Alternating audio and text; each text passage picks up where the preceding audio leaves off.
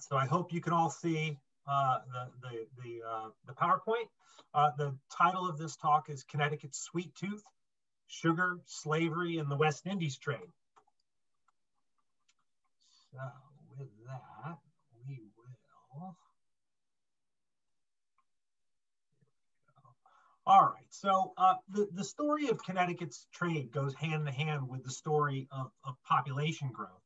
One of the things I've also done in the past is I've done some pretty neat talks and PowerPoints with Connecticut Maps. And here you have one of the fairly old maps of Connecticut, which was created by Moses Park. And you can see, what they did. You can obviously see Long Island Sound and the importance of the rivers, and then some of the counties that are there, and the basic development by 1766 of Connecticut. And we know that the English first really start to settle in Connecticut in the 1630s with Hartford and Wethersfield and Windsor. And when people are first coming over to Connecticut, it's really about the development of a colony for the British Isles. And this is all pretty basic stuff that I know all of you know. But when people are first coming over, it really is a sort of subsistence style economy where people are just really trying to survive, though every colony is designed to be a source of profit ultimately for the mother country, as all of the early colonies along in North America are. It takes them time to develop, and that first 100 years or so is really critical to the stable establishment of various towns that become cities and go along with Connecticut's population growth. And here you can see that, as I said, 1636 is the beginning. Within just a few years, you've got 1,500 people who are living in the state. Within 20 years, by 1660, that increases significantly to 8,000. By 1680, another 20 years, that has more than doubled. By 1700, again, you've increased it by almost 10,000. And then when you get to the 1720s, you really start to see a rapid increase in the population of Connecticut. And that has to do primarily with immigration into the colony. There is, of course, natural increase by people living in the colony and having children and expanding, but it's really still a lot of immigration that's coming in. And again, when you look at 1740, 1760, 1780, you can really see the numbers shoot up. So by the time you get to the 1760s, you've got a well-established enough colony with a large enough population and enough towns and cities and critically, roads and the use of rivers to start to be able to move products. And so while most of the people living in the colony is still primarily subsistence, they are yeoman farmers, they are producing basically everything it is that they need to survive. It is not yet a truly market-oriented economy where people are producing goods specifically to sell on the market, and you're basically developing a more sort of what we would understand today as a capitalist sort of economy.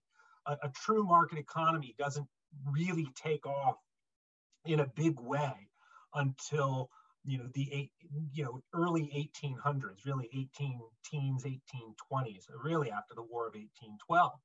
But that doesn't mean that there isn't a certain degree and a certain significant amount of trade that's going on. And the story that we're looking into today is the trade that the colony of Connecticut does with the West Indies. And we're talking about the West Indies broadly, the islands of the Caribbean. We're not talking about just the British Isles, though that is, of course, important because English colonies are able to trade with English colonies, and there's not as many trade restrictions by the Crown and Parliament and whatnot. But we are also trading with other colonies that are in the Caribbean, in the West Indies, and that includes, the Portuguese colonies and French colonies and Spanish colonies. And so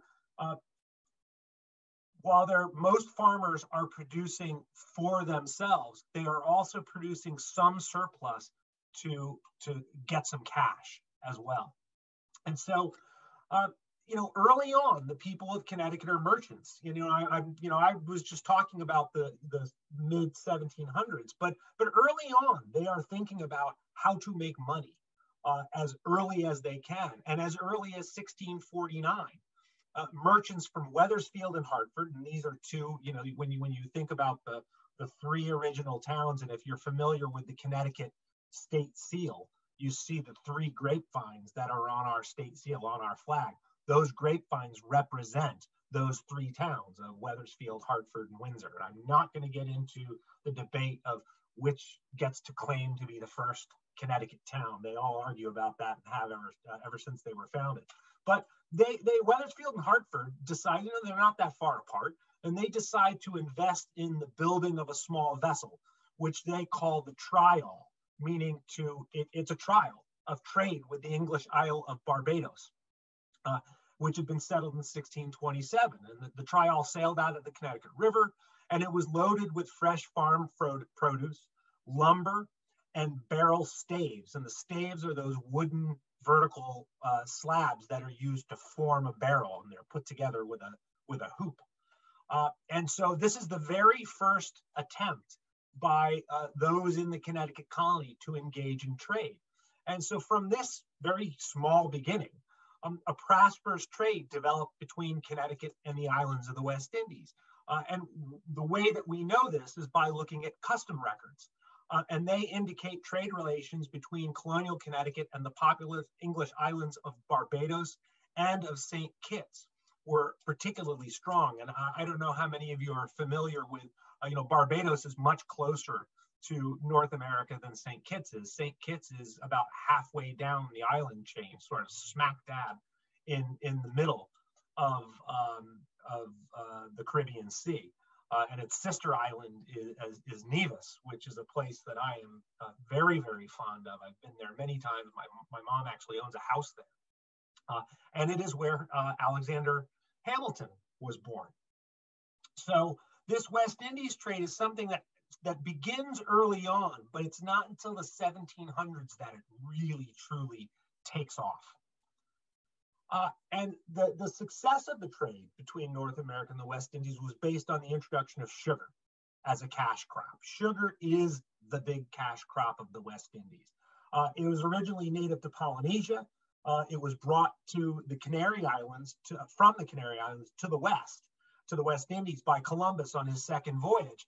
They also grew tobacco and cotton, were tried as cash crops, but sugar, until Eli Whitney develops the cotton gin in the late 1790s, or mid 1790s rather, sugar is really the cash crop.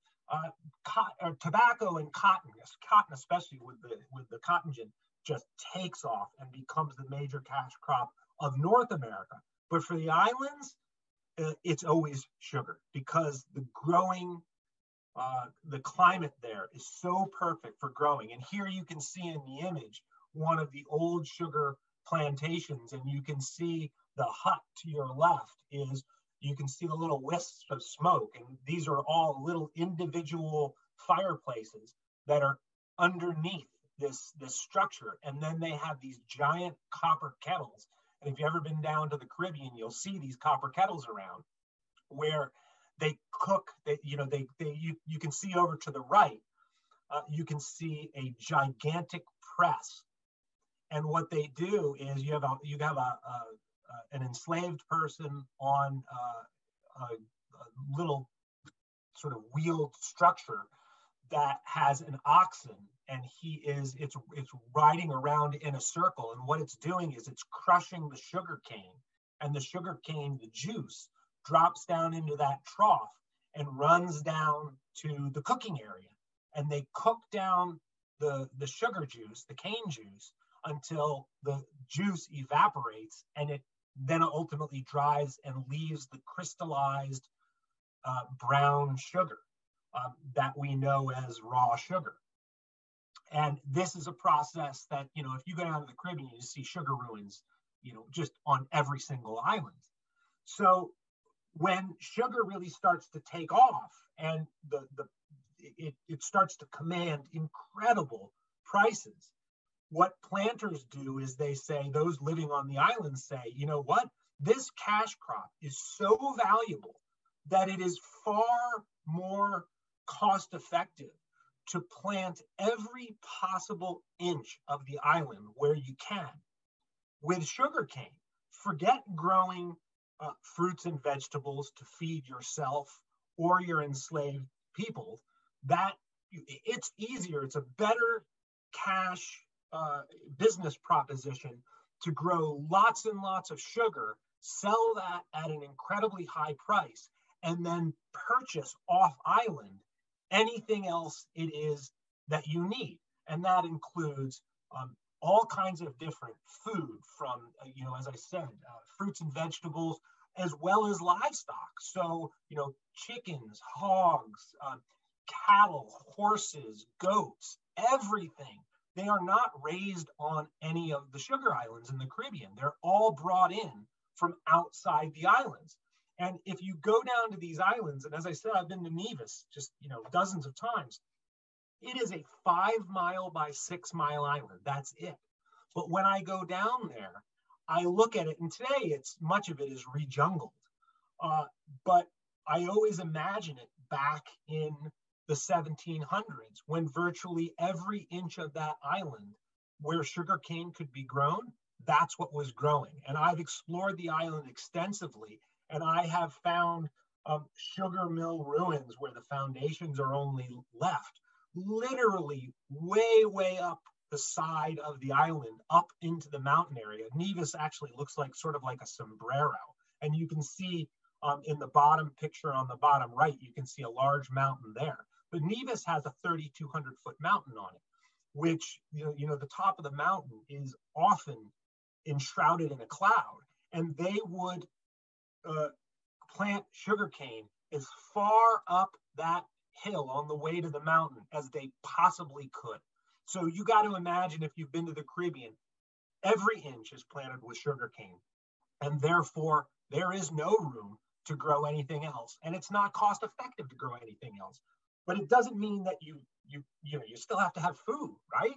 And that means that the main source of what they're bringing in, or everything of what they're bringing in, is coming from outside on board ships. And the main source of that supply comes from New England, and specifically from Connecticut.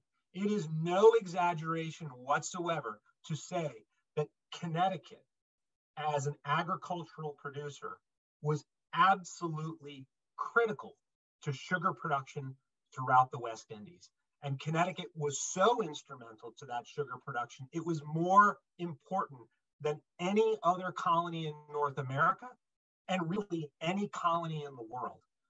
Any British colony, any colony from any country. Connecticut is just, I can't overemphasize the degree to which Connecticut's economy steps into this role of being able to develop a network that provides all of these supplies to the West Indies. It's really quite remarkable. So a voyage on one of these vessels took anywhere from 2 to 5 weeks, depending on the weather, and the port of call, how far down in the West Indies they're going. Generally, ships had to visit a number of different islands to sell their entire cargo. So they're sort of bouncing around from island to island and selling their cargo and taking either cash, or more likely, in exchange, they are taking sugar or molasses or rum in exchange. So it's more of a barter economy than it is a cash economy. These vessels range from anywhere from 60 feet to 150 feet. Most of the livestock that is brought down is kept on deck rather than in the holds of the ship. And I'll show you some images of that in a little bit. But this is, we're talking about before you have GPS, global position satellites that tell you exactly where you're going. This is the time of wind and sail and understanding the sky, to read the stars, to know exactly where you're going, and understanding what trade winds are like and what currents are like. And This is not for the faint of heart. And if any of you have ever sailed, I once sailed from Puerto Rico to North Carolina on a 53-foot sailboat. And when you get out there and you're on a 50 or 60 or even 100-foot boat, and there's no land in sight, you feel awful small and rather insignificant and vulnerable. So this is quite a venture. These are seafaring people. Governor Joseph Talcott, who was, his years of birth and death were 1669 to 1741. He was the 26th governor of Connecticut. And from 1724 until his death in 1741, he's actually the very first Connecticut governor who was born in the colony itself. And if you look to the left, you can see a slab that is his grave marker. And if you've ever been up to Hartford and seen the ancient burying ground up there, this is where his body resides. And then you can also see what it says on the top there down the bottom, and you can also see his signature there. I think those are just sort of neat things to include. And so in 1731, when he was governor, he reports that in the entire colony of Connecticut, there are only 44 trading vessels that had a total capacity of 456 tons. And I want to reemphasize that again. So I was talking about, in the 1640s, the trial, that first ship from Wethersfield and Hartford makes this first attempt to go down to the islands. It's almost a full 100 years later that Talcott is reporting, well, now we have 44 vessels and we're carrying 456 tons. Well, as the colony, as I started with, as the colony's population grows, and with it, the development of the colony itself and the stabilization of the economy, the trade develops along with it. And so by the time you get to just 30, 40 years later, the number of vessels, so we're in the 1770s, the number of vessels has quadrupled, and the total tonnage has multiplied by more than 20. Okay? So this is really an extensive increase in the 1700s, as I reiterated or referred to rather before. So on January 4th, 1771, a 33-year-old captain named Dudley Saltonstall sailed the schooner Fox to the West Indies. And he's a great example of the kind of things that they're bringing down there. Below deck were barrels from Connecticut farmers, and it included fish, onions, beef, pork, cheese, corn, and oats. Alongside were wood products like hoops, hogshead staves, and pine boards, courtesy of the men working the many sawmills dotting the Connecticut, Thames, and other rivers across the colony. And again, if you've been to the Caribbean and you look at the islands, you know that there's not a gigantic abundance of trees to provide the wood, the building materials down there for what needs to be created. And when you come into North America, and in particular Connecticut, we are heavily wooded. And there is, along these rivers, the Connecticut, the Thames, and others, there is a very, very well-developed wood and lumbering facilities that develop. And it's not just for exporting wood materials to other places, but it's for the shipbuilding endeavors that are going on in Connecticut. And you think of a place not far from you like Mystic, which is a shipbuilding hub. Lots and lots of wood from all around Connecticut is being brought to Mystic and being brought to other coastal towns and cities that are developing ship industries. Additionally, on the schooner Fox, there are 14 horses corralled in a makeshift wooden stall. They comprise actually the most valuable item. These 14 horses, all this stuff that was on there, fish, onions, beef, pork, all this stuff that had been put into these barrels, it's the horses that are the most valuable. They accounted for 46% of the entire cargo. Also on board were 11 oxen.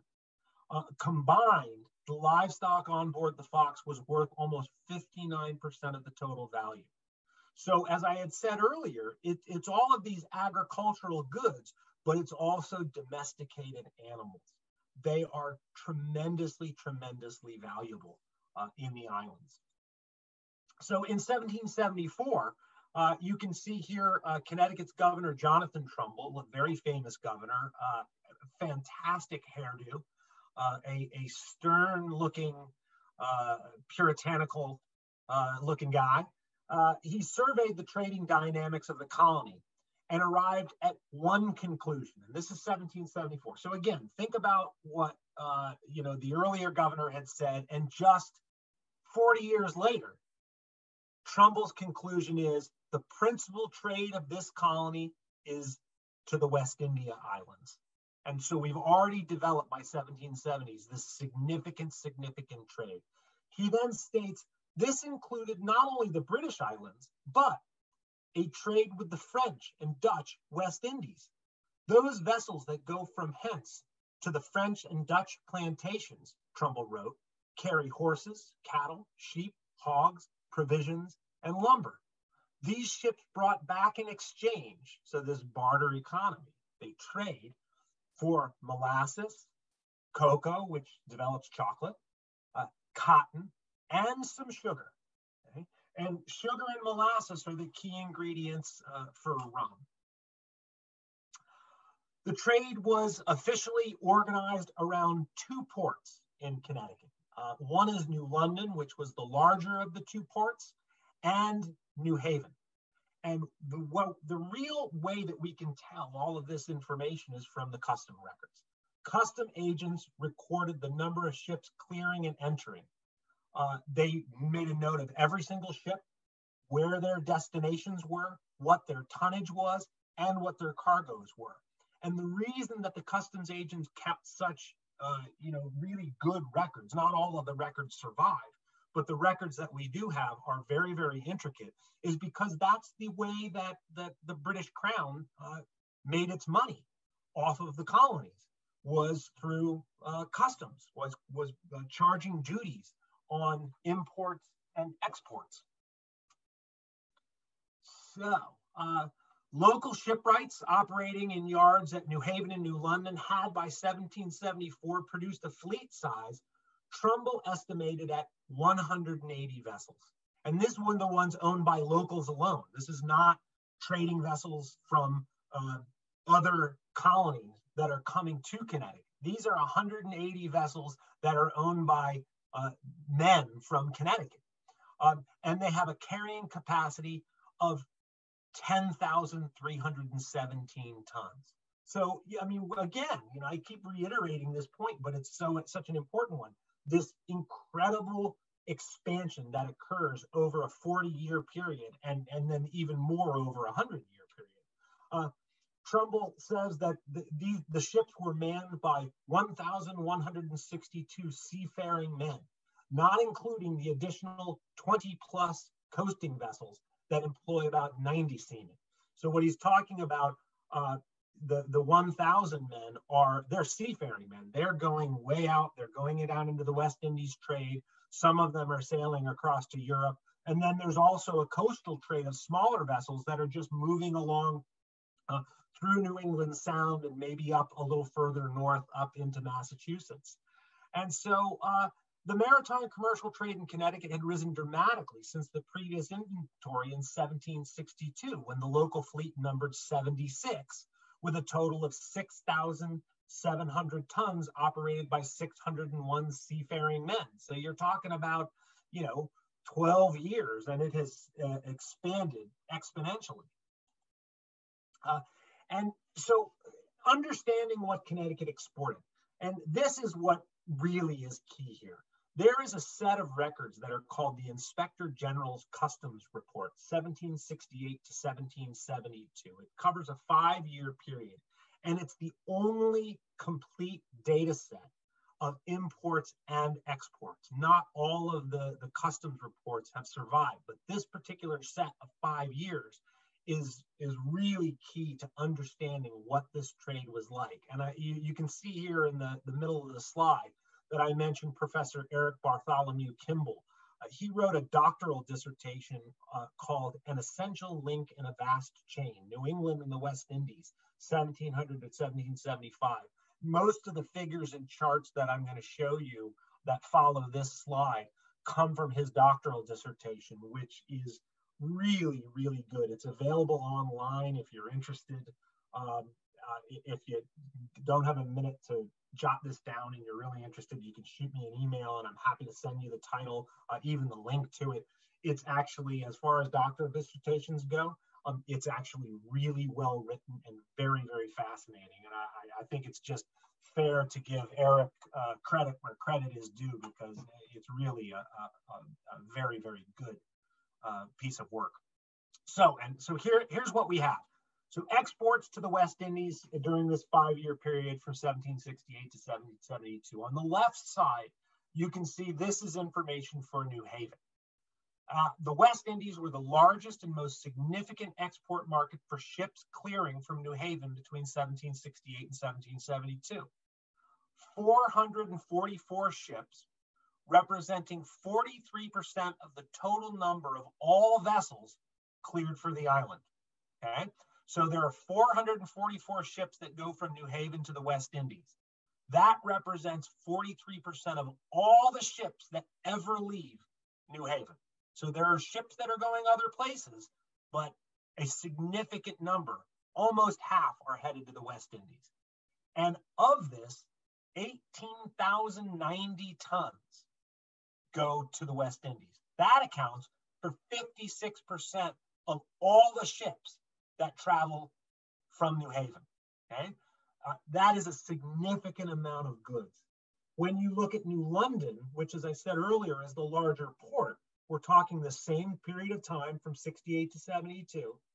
You've got 1,870 vessels left New London. 792 of them are bound for the West Indies. Very similar to New Haven. New Haven was 43%. 42% of all the ships that leave New London are headed to the West Indies. In addition, the 30,175 tons from New London headed to the Caribbean represented 56% of all the tonnage. So it's but the percentage-wise, it's very similar to New Haven.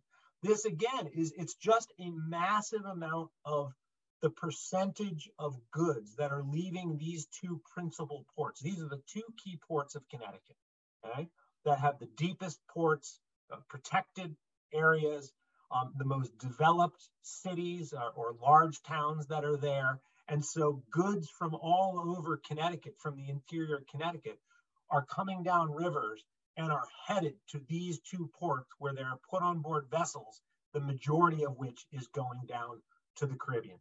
And so this last chart on the bottom is almost as much tonnage went just to the West Indies from New London as left New Haven for all ports combined. So what that means is the amount, that 30,000 tons that's going from New London, that's more than, or almost more than, everything that leaves New Haven, which shows you how important New London is in relation to as a trade port. Okay. So again, what does all of this mean? For New Haven, imports, we're switching from exports to imports. I was just talking about what's coming out of these two major ports. What's coming into them? The imports to New Haven were dominated by three areas. There's three principal areas that imports are coming into New Haven. Number one is the West Indies. Number two is New York. And number three is Massachusetts. Obviously, there's big differences here. New York and Massachusetts, in proximity to Connecticut, they're directly next to each other. To each other, we actually share borders with them, and so those are very close in comparison to the West Indies. And so then you look down a little further. It says of the 993 ships entering the port of New Haven, and this is during this 5-year period, 47% of them came from the islands. Ships from New York were the next most important, 343 or 34%. Massachusetts was third with 189 vessels, representing 19%. When you put all three of them together, they account for 94% of all the incoming ships to New Haven. Okay, We go back to that 407 number. The islands, they constituted over 16,000 tons of material. This represents 54% of everything that's coming into New Haven. So my point here is that when you look at both exports and imports, the islands are critical to New Haven. The same is true of New London. Of the 1,710 ships that arrived in New London, a third of them, over 500, came from the West Indies. Of that, there's over 54,000 tons that's arriving into New Haven each year. Almost half of it, 46%, is arriving from the Caribbean, from the West Indies. So just like, West Haven, or New Haven rather, New London has the same sort of statistics that are going on here. This critical trade that links the West Indies to the colony rather, Connecticut. And so, so now that we have a little idea of numbers, of what's going out, what's going in, and you can understand the significance of this trade, let's get an idea of what was on these ships that are bound for the West Indies. What's actually going from Connecticut, from New Haven and New London? What's on board all of these many vessels?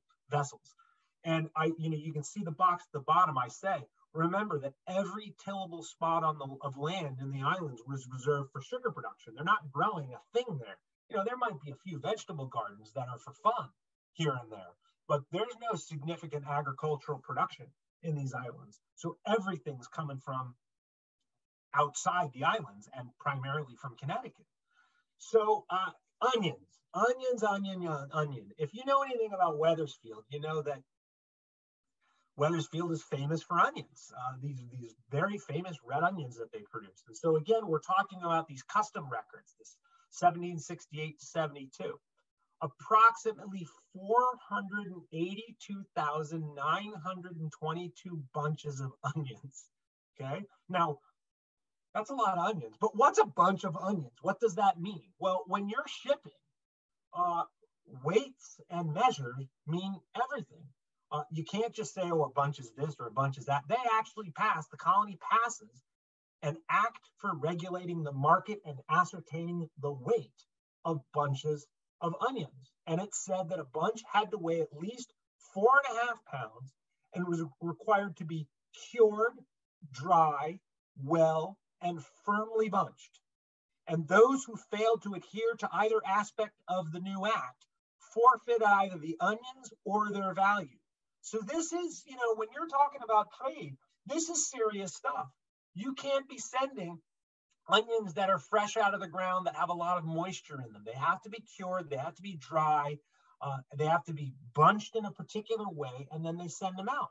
So what does this mean when you're talking about 480 bunches of onions? Well, the approximate weight of all of these onions in this 5-year period, it's almost 2 million pounds of onions. I mean, 2 million pounds of onions is a lot of onions today, let alone when you're talking about in this sort of heyday where the maturation of trade has really developed in Connecticut. So we're talking about a lot of onions. And Wethersfield is famous. It was actually known as Onion Town. And in the top left here, you can see that this is actually a children's book called The Onion Maidens, and women who worked the onion fields in Wethersfield were known as onion maidens. And the onion maidens, you can see on the right side, the onion maidens who reeded and wept. And of course, we know why they wept, because we've all, been in our kitchen and we've all chopped onions and we've all cried a bit. So they were reputed to be the best cooks in the region. Women were critical to onion production, as well as milking cows, churning butter, and making cheese. Also things that went down to the islands. So anything that, is not going to spoil, they're sending to those islands, which includes butter and cheese. So you can see here, you can see on the left, you can see a woman churning milk to make butter. And so we've got butter, and more butter. We're talking again during this 5-year period from 68 to 72, over 44,000 pounds of butter was sent to the West Indies, and it's more than just butter. Connecticut ships carried 152 22,596 pounds of cheese. I would argue today that that is a lot of cheese still. They also brought approximately 74,470 pounds of tallow, which is cooked down rendered animal fat. It's packed into containers, into those barrels, those hogsheads, and sent to the plantations where it was used for making candles. So again, my point is there is some serious production and shipping that is going on here. Connecticut livestock during this 5-year period. What is sent during this 5-year period? Sheep, hogs, cattle, poultry. There are over 27,000 sheep that are shipped in this 5-year period. They are used for both food and dung. When I go down to Nevis, I see sheep and goats running all over the place. And I sort of in the back of my mind chuckle to myself and say, you know, I wonder if these are, these are the descendants of Connecticut-born sheep and goats.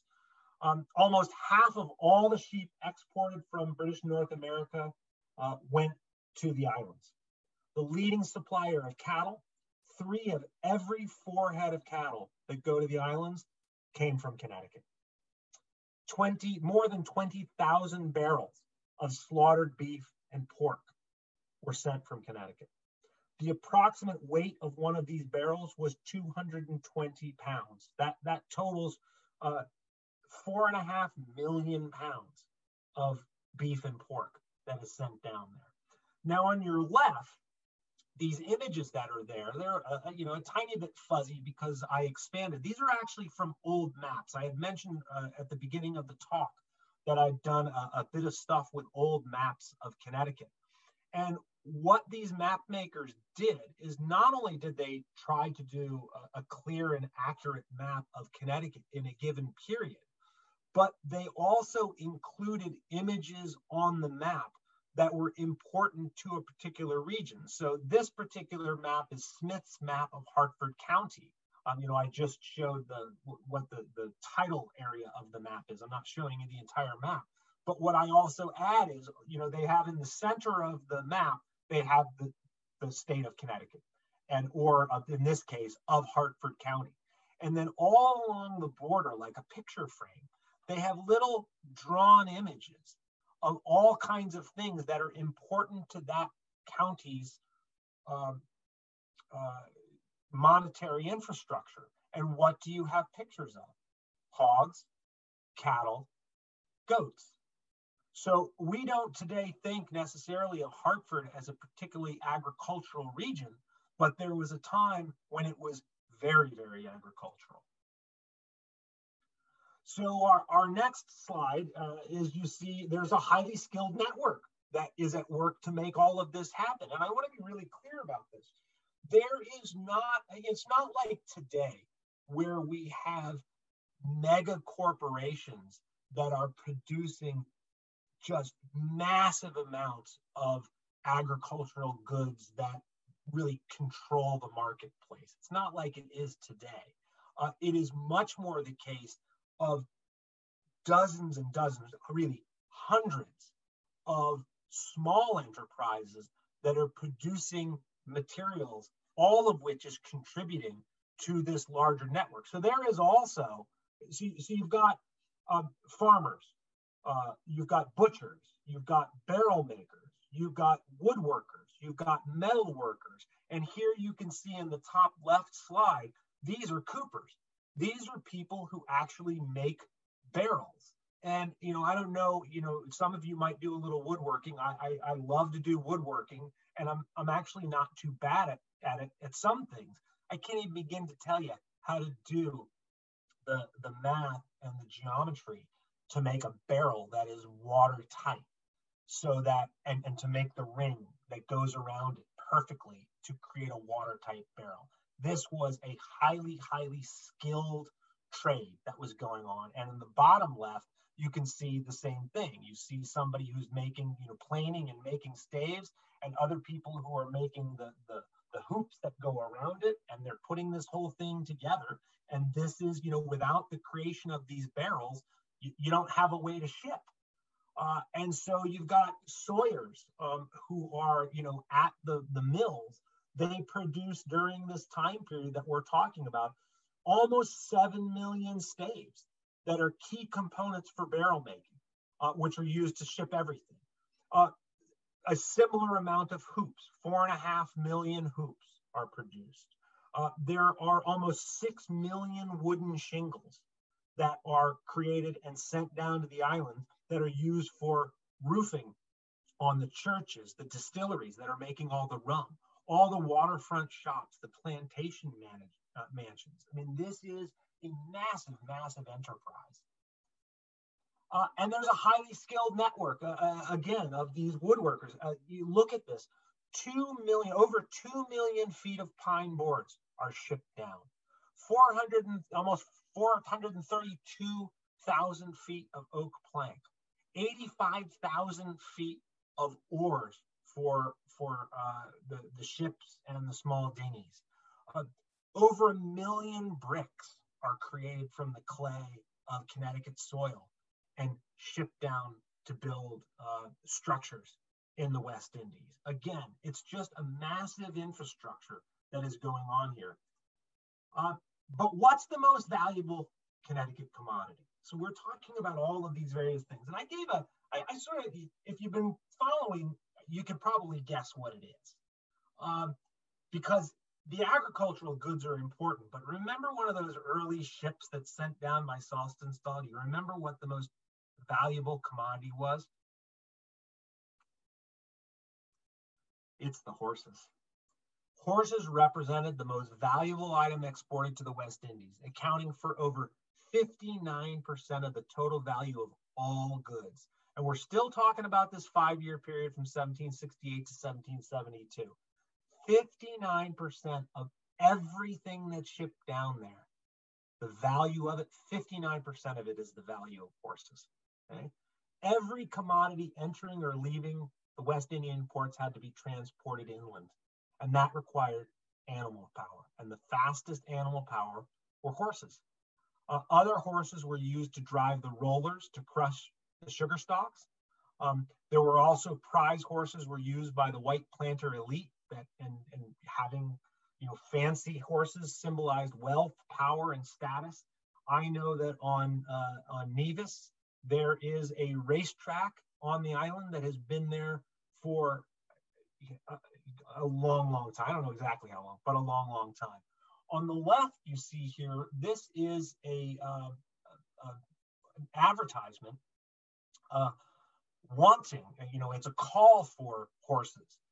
And remember that I said that there's this network where you've got all of these woodworkers and farmers and all these people producing all these things. There are also people who are the merchants who are involved in collecting all of these goods and then placing them on board these ships. So here you have an advertisement in the Connecticut Current of the day from William and Joseph Hart and what they want to purchase: a cargo of young, well-made, gay, pacing horses from 4 to 6 years old. They're looking for horses. They're looking to sell horses. They want to buy horses. In the bottom left, what you see there, that is also from the Hartford Current. And it is a die, a printer set.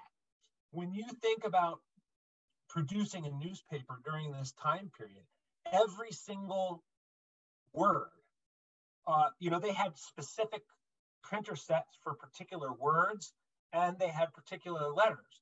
They would sometimes, if it was an image they used all the time, they would actually have a metal worker create a die for that image. They're only going to do that if it's something that they want to do that they're using all the time. And here you have an image of a horse. Okay, so horses are important to this period. In the bottom, the right image there, you can see this is from one of those maps of Connecticut. Again, signifying that horses are incredibly important. So horses are the great cash crop. And so here on the left, you can see how the horses are brought up on board the ships. They're not walking them. You might think, well, we have these great wharves that are set up.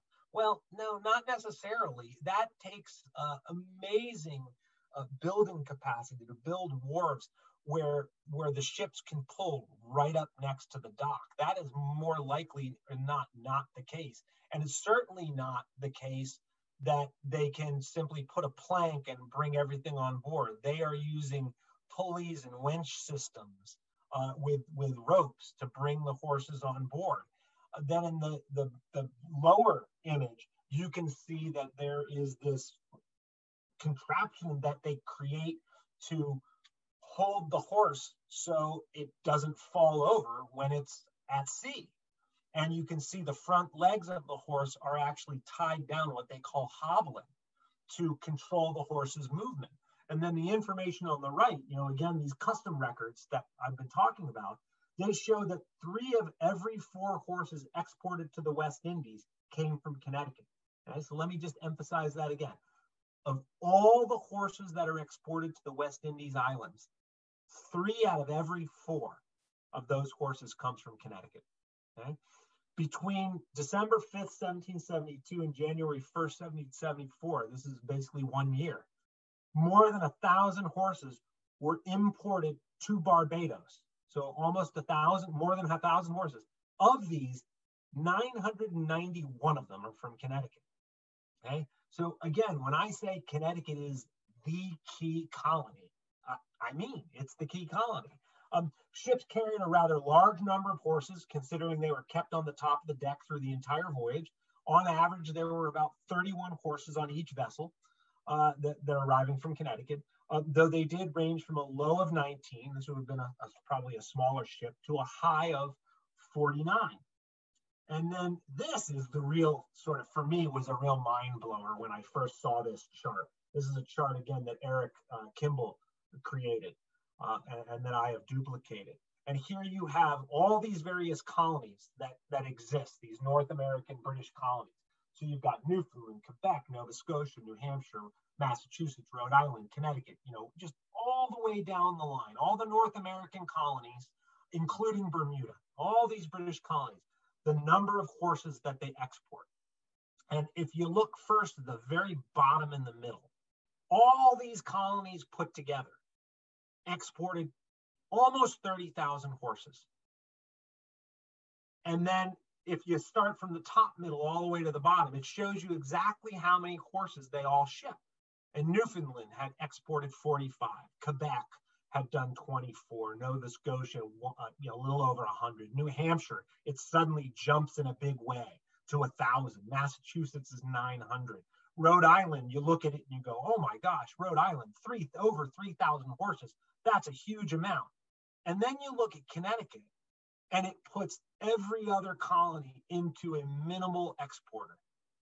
21,000 horses during this period, which, and then you look over to the right-hand column, that's 74%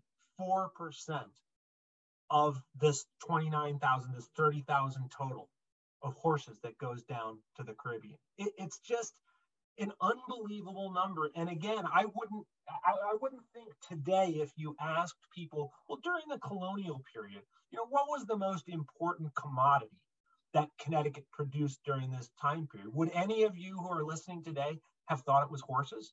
I certainly didn't before I started looking into this information, and I still find it pretty remarkable. So, so that, again, we've talked about exports now. So let's talk about imports. What's coming into Connecticut? I talked already about the tonnage, about the number of ships that are coming in, how much material is coming, but what is it that's coming? And it's from this 5-year period we're talking about. There are a little over 2,700 ships that come into Connecticut from the West Indies, and they brought back 4 major things: sugar, molasses, rum, and salt. Okay. Now, salt is the outlier here. There is a higher salinity content in the ocean down in the Caribbean than there is further up in the Atlantic. It's why you float better. And it also means that you can get more salt as seawater evaporates. You can harvest that salt and you can use it as a commodity. The other three, sugar, molasses, and rum, they're all essentially the same thing, meaning that they all come from sugarcane. You're either shipping the raw sugar, you're shipping the boiled down sugar, which has been created into molasses, or you're shipping the distilled sugar that has become rum. Okay? And so here you have the numbers, almost 1.5 million pounds of brown sugar, over 600,000 gallons of molasses, 1,300,000 gallons of rum, 450,000 bushels of salt. All of it, every single bit of all this material I just discussed is unloaded on the docks of New Haven and New London, those just key ports. And so when you look over to on the left, you see the Sugar Act of 1764, and the lower image, it says 1733. This is a symbol, an act of parliament. This is the Molasses Act of 1733. And so parliaments, I mean, if you know the history of the American Revolution at all, you know that the Sugar Act of 1764 is what starts sending colonists over the edge and really causes dissent in the North American colonies, especially in the New England colonies. Well, why does it upset the colonists so much? Because sugar is the key to their economy. And it takes Parliament until the 1730s and then 1764 to figure out, you know what, we're not making any money off of these colonies of ours. And in fact, the French and Indian War from the 1750s, 1756 to 1763, also known as the 7 Years' War, that has cost us, and this is a war over North America between Britain and France. That war, at the end of the war, Britain has defeated France and taken over all of North America. You know, this is when they get Canada. And they've won, but they have a massive, massive war debt. And they're looking at what they're making off of customs duties, and they're going, we're not making any money off of this. In fact, it's costing us money. Therefore, we need to change our customs policy and towards what we know is the cash crop, which is at first they go with molasses, and then they pass the Sugar Act of 1764, which includes molasses in it.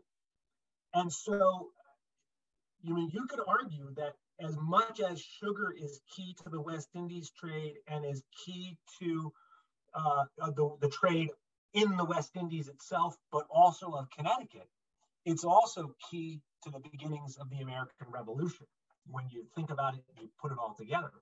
And so here's just a few things that I wanted to show you to emphasize how important this is. And these are all advertisements from the Connecticut Current. These are, taken right from the Connecticut Current archives.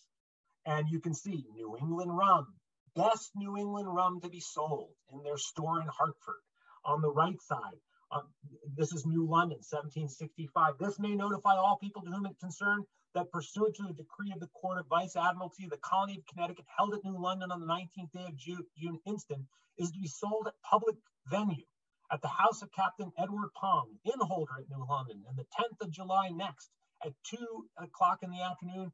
We're going to basically auction off a small sloop, burden about 15 tons, also 43 casks of molasses, right? So it's rum, it's molasses. The bottom section, a barrel of good rum, cheap for sale to be sold.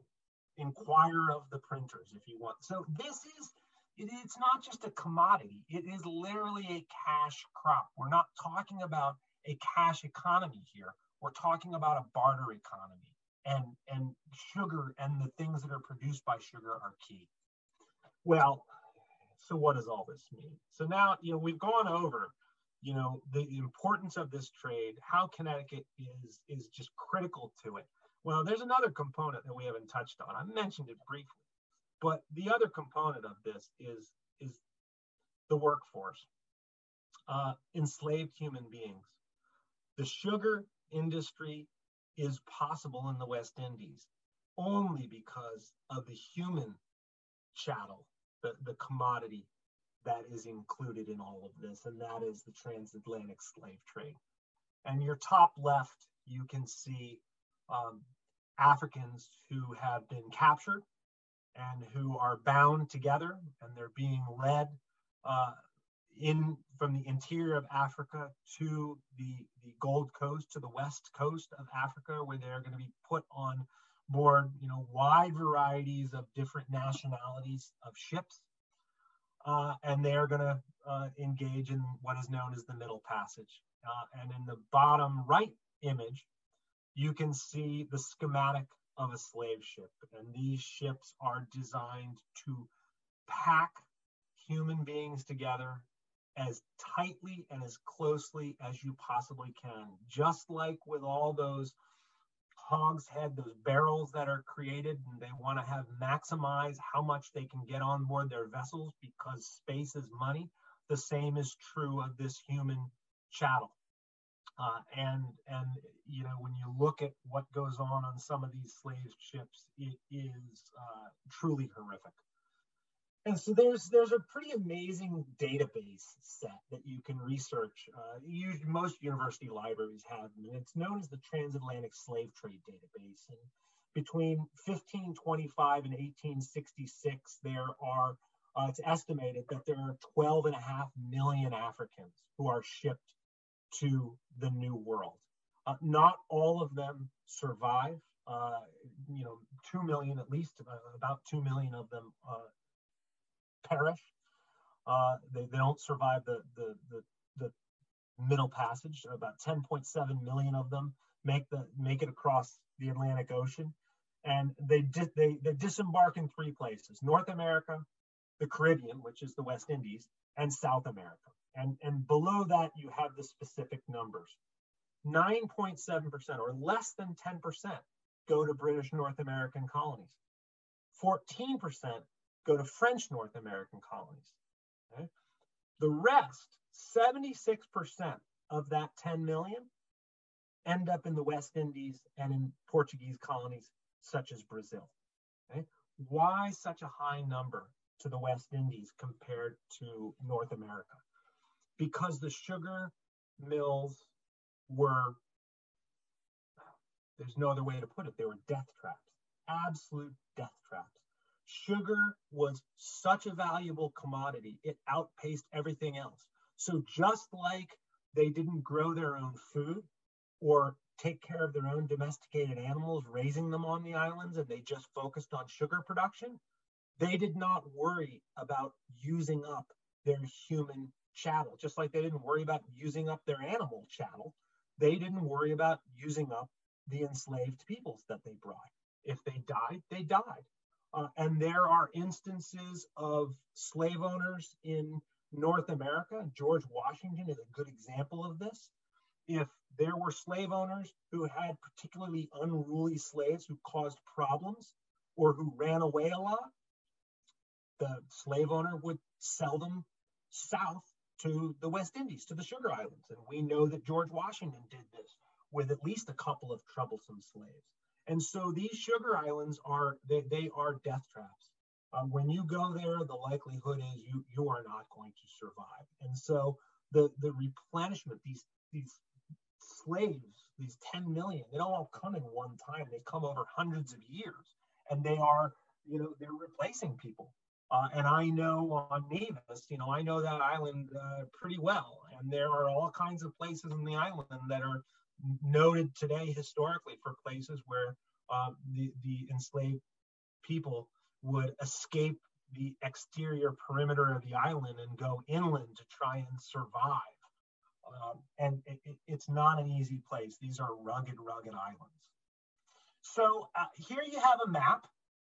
And I say at the top that it's a flawed map. And you've all heard, I would imagine, of the triangle trade or the triangular trade. This is a map from 1752. And the triangle trade was this idea that ships went from the Gold Coast of West Africa, and they carried slaves across and maybe pepper and some other items into the West Indies. And then from there, they picked up sugar and molasses and rum and all these other things, and so they dropped off their slaves in the West Indies. Then they picked up the sugar and all the other stuff, and they went up to New England. And then from New England, they carried rum and other kinds of things back to the Gold Coast. And they would just continually go in this triangular route. Well, that's not accurate. That's a flawed map. A correct map is this one, which is much more, I don't know if it's complicated, but it's much more accurate.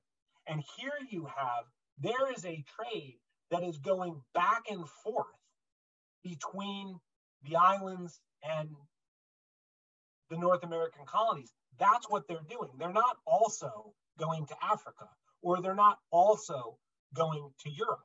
There are ships that specialize in going from New England to Europe. There are ships that specialize in going from New England and the southern colonies to Africa. And there are ships that specialize in going from New England and the North American colonies just to the West Indies and back.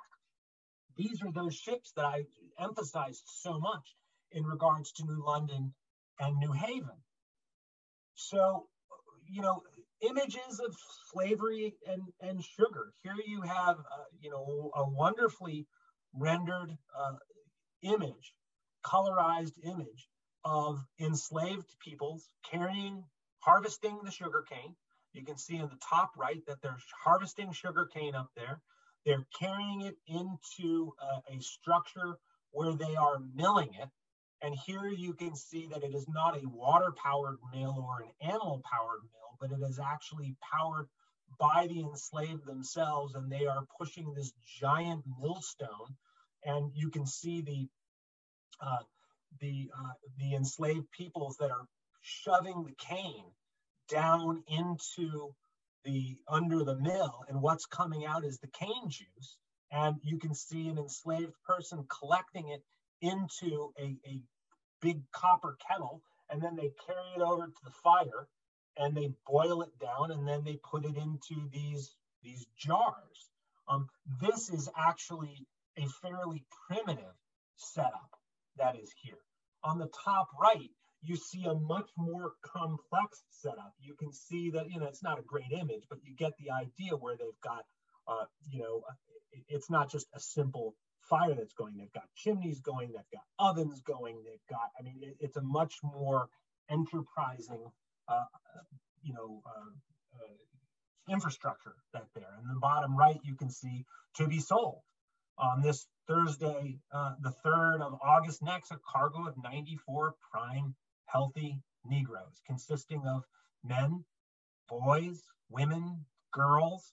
So this is, you know, this is one of the great sins of humanity, something that we know if you watch the news at all over the summer with the Black Lives Matter movement, you know, whatever you think of Black Lives Matter, it is only the most recent iteration of arguing for the rights of Black humanity. It begins with the abolition movement, runs into, you know, this is very, very broad, but runs into Martin Luther King. And these are all different evolutions of fighting for justice for people of color. Here's another very, very good image of people planting sugarcane. And if you remember, I had said that they till these islands up as far as they can possibly go. And here you have it where you have the mountainous area up above. They can't plant in rock, but boy, they plant everything else. And here you have both African men and women who are out working the fields and planting. Here you have a really good image of the interior of one of these sugar mills, where you have the fires that are going. This is the interior. I showed you an image before where you could see the fires burning and the chimneys going. Well, this is the interior of that. On the left side, you can see these huge copper kettles. They're basically these large domes that set into the brick infrastructure. The fires are underneath it. They are pouring the cane juice into this. And then you can see on the bottom left, here you can see an enslaved person pouring the cooked down sugar down this trough, where it ends up in this large, square container where the sugar is then allowed to dry, and they break it up as much as they can into the raw sugar form that we understand today. And then you can even see in the sort of middle right, somebody who is weighing the sugar. So this is all, weights and measures. So what is Connecticut? What about Connecticut and slavery? And this is where we're starting to, I'm about to wrap up. And so what about Connecticut and slavery? Well, on the right side here, and again, we look at these custom records that I've been discussing for the last, 30, 40 minutes. From 1768 to 1772, custom officials recorded slaves imported into Connecticut in only 1 year, that 5-year period, and that was in 1768. 14 slaves came, 3 to New Haven, and 8 to New London. Since no ships were recorded arriving from Africa, these slaves must have arrived either from the West Indies or from ships operating along the coastal trade, meaning that these 14 slaves that came to Connecticut in 1768, they either came on board West Indian ships, or more likely, they were brought from an adjoining state, from New York, or more likely, really, from Rhode Island, because Rhode Island in New England is the hub of slaving, of slave ships. A tremendous number of slaver vessels are created and sailed out of Rhode Island. And this, however, doesn't mean that there aren't a lot of enslaved people in the colony of Connecticut. And in fact, Connecticut has, at the time of the American Revolution, Connecticut has more slaves, just over 6,000, than any other New England colony. So there are a significant number of slaves. It's just that Connecticut is not a destination for slave ships themselves. They're coming into Connecticut either on other vessels or more likely over the road. And so we know that there are slaves, and we know that there are enslaved people who aren't very happy about being enslaved. On the left-hand side, this is an advertisement from the Hartford Courant, the Connecticut Courant at the time, and it states, "On Tuesday evening, the 25th instant, ran away from my tan work," so a tannery, "my Negro man Jack, aged about 24 years, about 5 feet and a half high, marked with a large gash across on each cheek, and a part of his scalp taken off the back part of his head. He cannot straighten his right little finger." Now, we don't know whether that stuff, those injuries occurred as a result of an overseer or the slave owner, or whether they were accidents, or we don't know this, right? But then it says, "Whoever will take up said servant and return him to me or confine him in some jail shall have all necessary charges paid and be handsomely rewarded." Thomas Denny, Wethersfield, October 31, 1785. And then it says, "Any intelligence about the Negro sent either to Mr. Joseph Webb or me at Wethersfield will be thankfully acknowledged." And you remember when I talked about the dye that was created for the printing, and they have the horse that was created, and you're only going to have a metal worker create that if there's enough reason to use it often. Well, here you have an etching of a runaway slave, and there are multiple different etchings that are used in the Connecticut Courant. Cornell University actually has an outstanding slave runaway database that you can look up slave runaway ads from newspapers all over North America, all over the United States. And you can actually search by state or region. And it's a remarkable tool if it's something you're interested in. Here we go. So here is from a census report in 1782.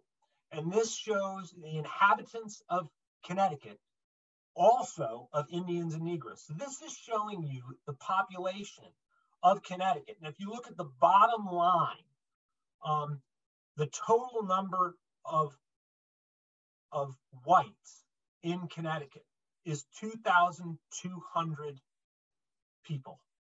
Okay. The total number of Indians and Negroes is 6,273. And then it breaks it down by towns. Okay? Really probably more by counties than towns. But it's remarkable that Connecticut has that many enslaved people. So between 1715 and 1765, approximately 46 Connecticut-built ships entered North American ports with slaves for sale. 37 docked in New York.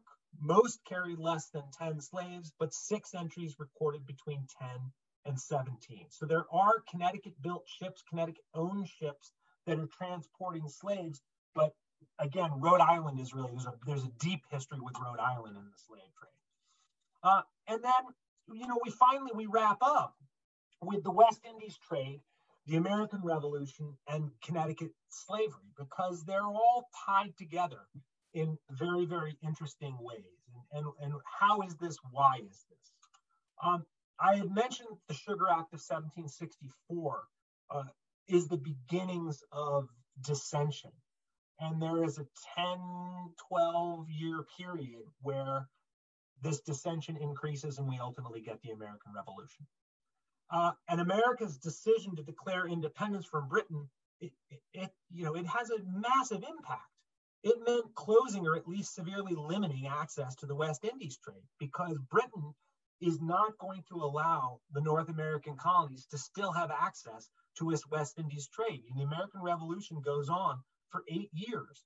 And any colonial ship or new American ship that is plying the Caribbean Sea or the Atlantic is a potential target of British warships. And so this has a really, really big impact on the West Indies trade. I mean, I think that makes a lot of sense. And I say here, this delivered a severe blow to the Connecticut economy. And if you think about it, if more than half of all the materials coming from Connecticut, from these 2 major ports of New Haven and New London, are bound for the West Indies, and the West Indies trade is halted, what does it do to Connecticut's economy? Suddenly, Connecticut has to refocus its economy in a different way. And historians have debated, well, what does this change do? Is this the thing that causes Connecticut to move away from and shift away from slavery? Okay? Because Connecticut, and I'll discuss this in 1 second, Connecticut gets rid of slavery in 1784. Gradually. They pass a gradual Emancipation Act.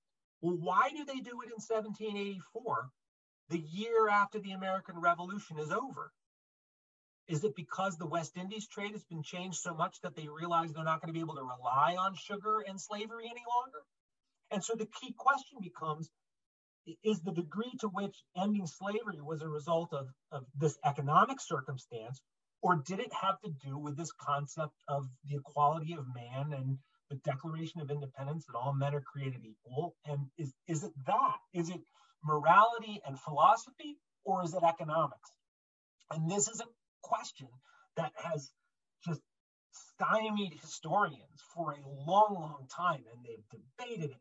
I actually have a graduate student right now who is working on a master's thesis, and he is discussing exactly this issue. He's looking into exactly this issue, and I think it's going to be a really important thesis that he's producing. So, and here's just the information on the Gradual Emancipation Act. 1784, Connecticut General Assembly passed a bill for the gradual emancipation of slaves. All slaves born after March 1, 1784 would be free at the age of 25. And so what this means, if you were a slave before March 1, you're a slave in perpetuity. They're not freeing everybody, only the people who are born after the act when they get old enough. This is to lessen the economic impact of freeing slaves, and it's also to lessen the impact of suddenly releasing 6,000 enslaved people into Connecticut society all in one shot. Connecticut doesn't get rid of slavery completely, where they abolish it totally, until 1848. And it's the last state in New England to do it. At that time, I think there's something like 17 slaves left, and they're all very, very old. But it's just a remarkable history. And so finally, and this is it, there's a reason that Connecticut was in an excellent position to become the provisions state during the American Revolution. And one of Connecticut's nicknames is the provision state. And why is that?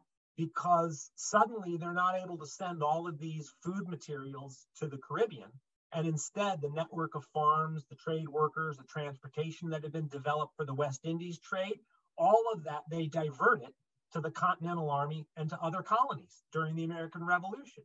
So all of this stuff about sugar and the West Indies trade, it's all bound up together in this much bigger concept. You know, if you can think of the West Indies trade and the production of sugar as the microcosm of this story, but it fits into the macrocosm of the larger issue of economics and politics and revolution. And when you put it all together, it's a pretty fascinating story.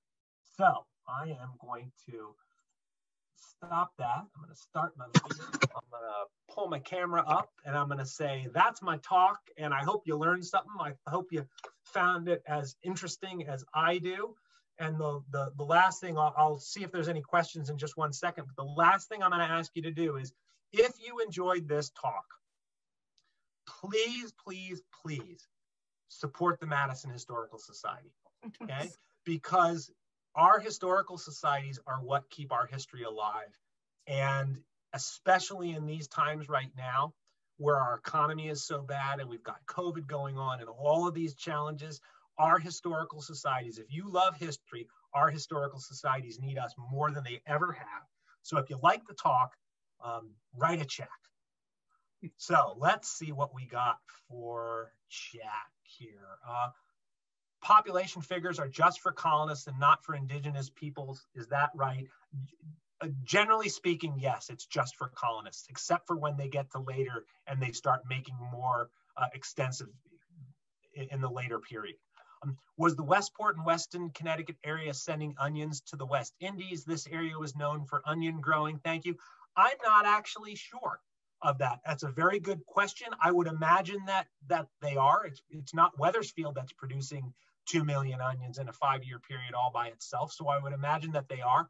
I actually lived in Weston for a number of years, and I graduated from Staples High School in Westport. I went to a race meeting in Barbados in the 1990s. Today, it is so amazing that sugar was so valuable is certainly not the case today. When did this change?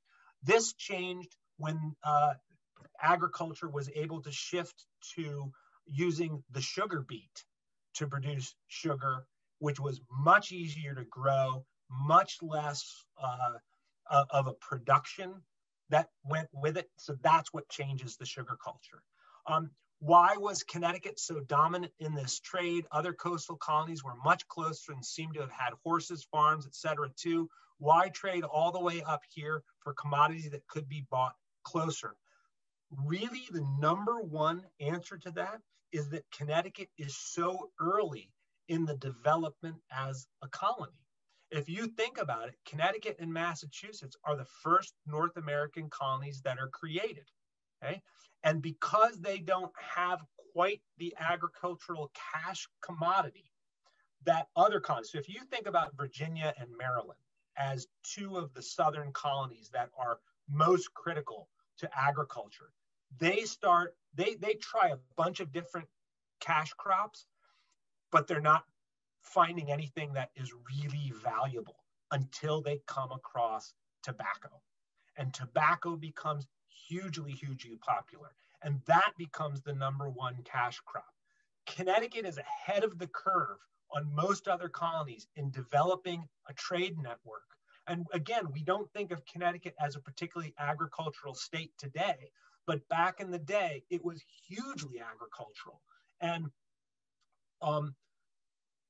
if you go hiking in Connecticut, you will see the stone walls everywhere. Well, why are those stone walls all over the place? Because they were tilling the soil and pulling those stones out of the ground, getting them out of the way. And if you imagine, you'll go back into some of these areas of Connecticut today that are so heavily forested. Connecticut looks today more like it did when English colonists and Europeans first arrived than it ever has in the last 400 years. Because when the colonists arrive, they start clear cutting everything so that they can breed agriculture and they can use all the wood materials for export and creating ships and houses and all of this wood and all this stuff. So Connecticut is actually more forested than it has been since the early colonial period. And it's one of the reasons why we have so much wildlife coming back to the state, with bears coming back. And, again, all of this stuff is connected. And then we have from Dennis Culleton, who is our next speaker, who is also fantastic. And you've got to listen to the Witness Stone Project. He says, thank you, Professor Warshauer. It was a great pleasure to hear you speak. Thank you, Dennis. And CCSU is working with Dennis to become one of the partners of the Witness Stone Project, which is really cool. And then finally, how can we follow up with you to get a few of your citations and slides? Thank you for sharing contact info.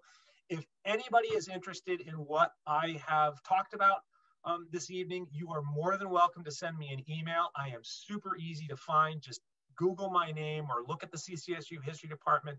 I am more than happy to share this PowerPoint with you and any other information that you would like.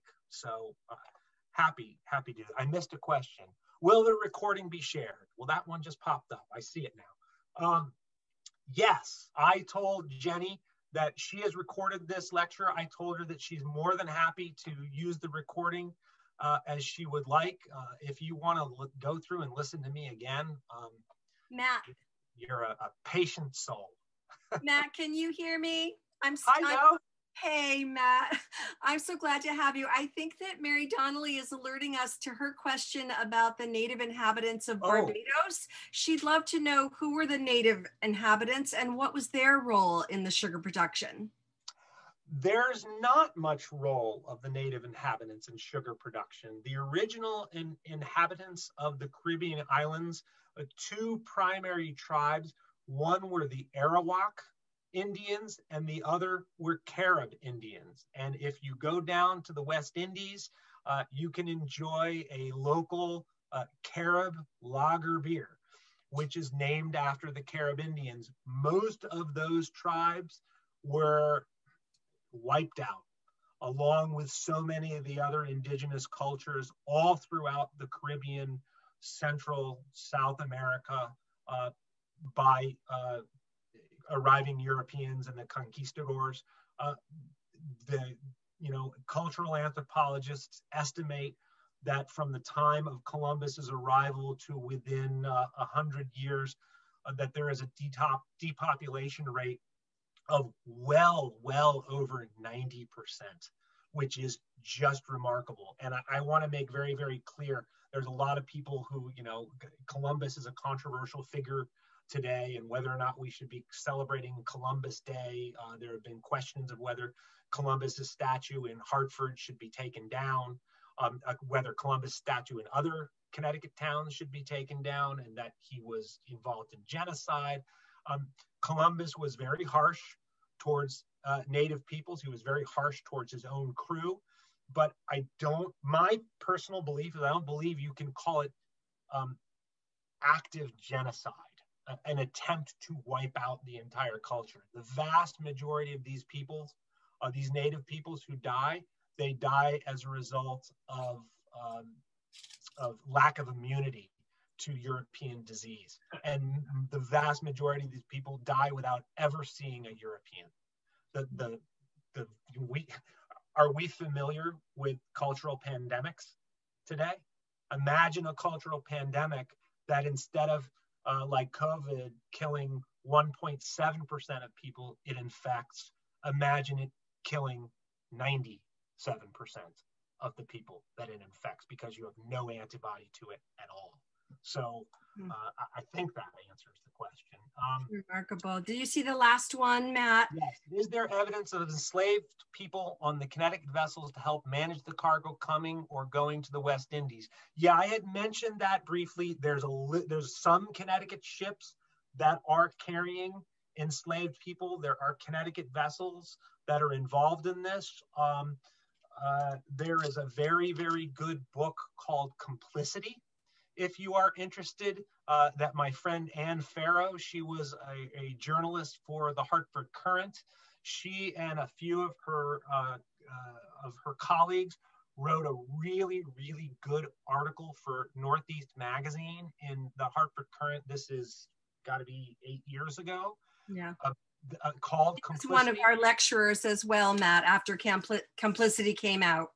Oh, yeah, of course. And a lovely talk for us. Ann is a great speaker. She's a lovely person. She wrote this book, Complicity, and she was shocked to go into Connecticut archives and find ship's logs from Connecticut ships that were going back and forth to the Gold Coast and carrying enslaved peoples. I mean, this is a really, really dark period in Connecticut history, in American history, in human history. It's also very, very complicated, and far more complicated than either the left or the right in American politics today would like to make it seem. It's more nuanced, and I don't mean that to in any way dismiss the enslavement of human beings. But when you're talking about human history overall, it's complicated. There's a lot of places in the world that we still don't treat people, human beings don't treat people very well. And there are plenty of American policies, both domestically and foreign policy, that are rather harsh, not on the scale of 10 million people, right? But still extremely problematic. So, anything else I can answer or comment upon?